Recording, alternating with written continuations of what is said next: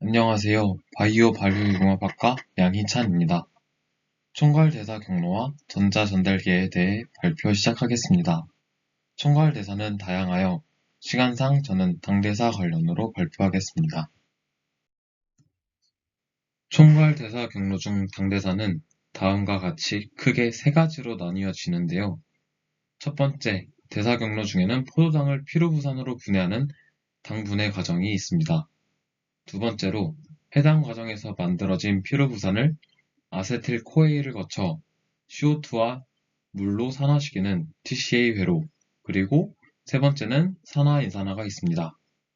위의 대사 경로를 통해 우리는 총 38몰의 ATP를 얻는데 그 과정에 대해 알아보겠습니다. 자세한 그림을 보면 다음과 같습니다. 왼쪽 그림은 포도당뿐만 아니라 지질, 단백질까지의 총 대사 경로입니다.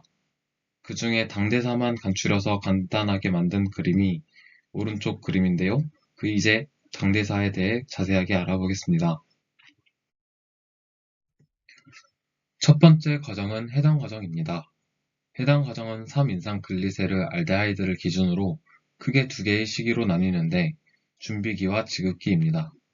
해당 과정에서 4개의 ATP가 생성되지만 준비기에 2개의 ATP를 소모합니다. 결국 해당 과정을 통해 우리는 포도당 1몰당 2몰의 ATP와 2몰의 NADH2를 생성합니다. 하지만 가끔 신체에서 당이 필요해질 때가 있는데 그때는 파란색 동화작용을 통해 당 신생 과정을 거칩니다. 당 신생 과정은 탄수화물이 아닌 물질, 즉 피루부산, 글리세롤, 젖산 아미노산 등에서 포도당이 생성되는 과정인데요. 이 과정 또한 포도당 위주로 알아보겠습니다.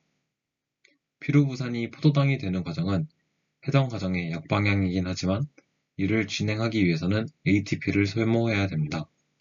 그 과정은 다음과 같습니다. 피루부산이 ATP를 소모하면서 카르복실화되어서 옥살로 아세트산이 됩니다. 그 다음 ATP를 소모하면서 옥살로 아세트산은 포스포에놀 피루부산을 형성합니다.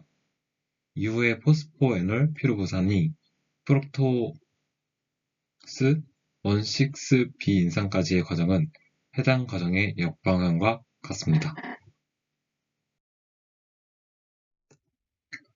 두 번째 단계는 TCA 회로입니다.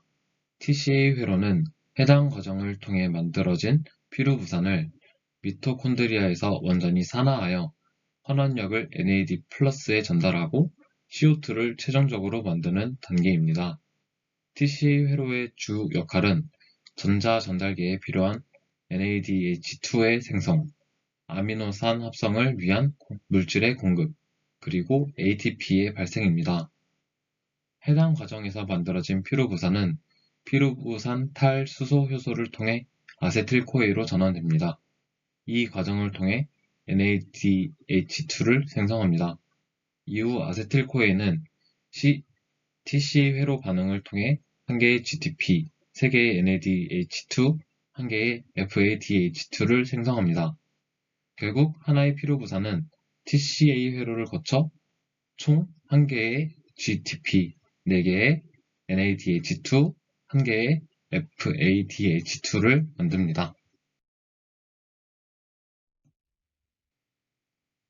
세 번째 과정은 산화적 인산화입니다. 산화적 인산화는 전자 전달 체인이라고도 합니다.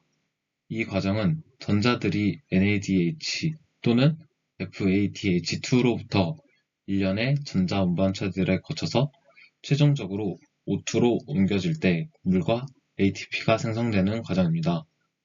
이 과정 중에 1개의 NADH2당 3개의 ATP, 1개의 FADH2당 하나의 ATP를 생성합니다.